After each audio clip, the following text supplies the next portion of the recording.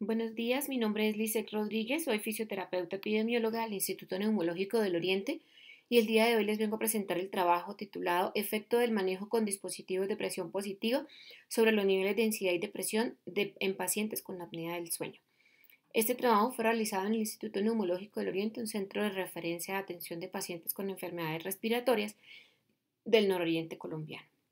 Como introducción, pues tenemos que los trastornos de ansiedad y depresión pueden presentarse o son frecuentes en los pacientes que tienen apnea del sueño, teniendo en cuenta pues que esta es una enfermedad que puede ser progresiva y que puede llegar a ser incapacitante, afectando pues la calidad de vida de los pacientes.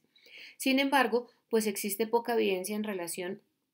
al, al efecto que tienen los dispositivos de presión positiva sobre los niveles de ansiedad y depresión de la población. Por lo tanto, pues este fue el objetivo de nuestro trabajo, evaluar cuál era el efecto de estos dispositivos sobre estas variables de desenlace.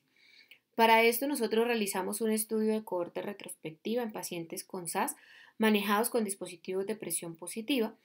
Para medir los niveles de ansiedad y depresión utilizamos los inventarios de Beck y realizamos un análisis bivariado con el test exacto de Fisher para evaluar los cambios al inicio y al finalizar de la ansiedad y la depresión. Es decir, medimos la ansiedad y la depresión antes de iniciar con el tratamiento de los dispositivos de presión positiva y posterior al uso de los mismos. Como resultado tenemos que analizamos 37 pacientes donde el 56,8% de la población fue del sexo masculino. La mediana de edad fue de 65 años. La depresión en la línea basal fue de 35%, la ansiedad de 51%, el 86,5% de la población utilizó CPAP y el IAH severo estuvo presente en el 69,7%. En la tabla número 1 nosotros encontramos o evidenciamos los cambios de los niveles de ansiedad y depresión antes del uso de los dispositivos y posterior al uso de los dispositivos, evidenciando que se encontraron diferencias estadísticamente significativas tanto en la ansiedad y la depresión. En la primera parte de la tabla encontramos los cambios en los niveles de ansiedad, evidenciando, por ejemplo, que las personas que iniciaron con ansiedad mínima, que fueron 11, posterior al uso de los dispositivos de presión positiva, 8, que correspondían al 72,7%, pasaron a la categoría de no tener ansiedad, es decir, tuvieron una mejoría positiva tras el uso de los dispositivos de presión positiva.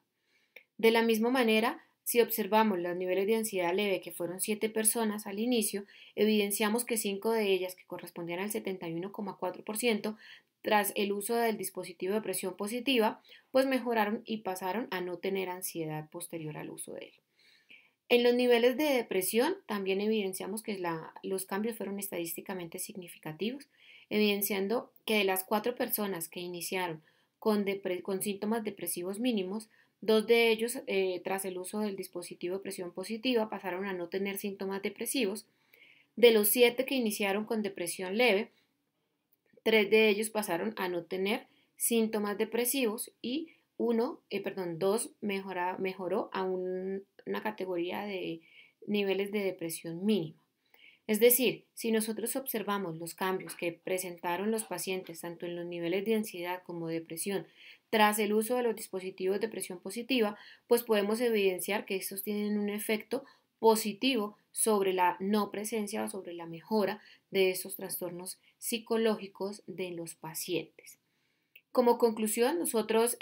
podemos intuir que los pacientes con apnea del sueño severa que usan dispositivos de presión positiva, pues mejoran los niveles de ansiedad y depresión tras el uso de los dispositivos como su tratamiento. Adicionalmente, al comparar nuestros resultados con otros estudios realizados a nivel internacional, evidenciamos que el tratamiento con CPAP se asocia con una reducción de las probabilidades de depresión y ansiedad comparada con la atención habitual, motivo por el cual debemos tener en cuenta el uso de estos dispositivos en el tratamiento de nuestros pacientes para contribuir a una mejora en su calidad de vida. Muchas gracias.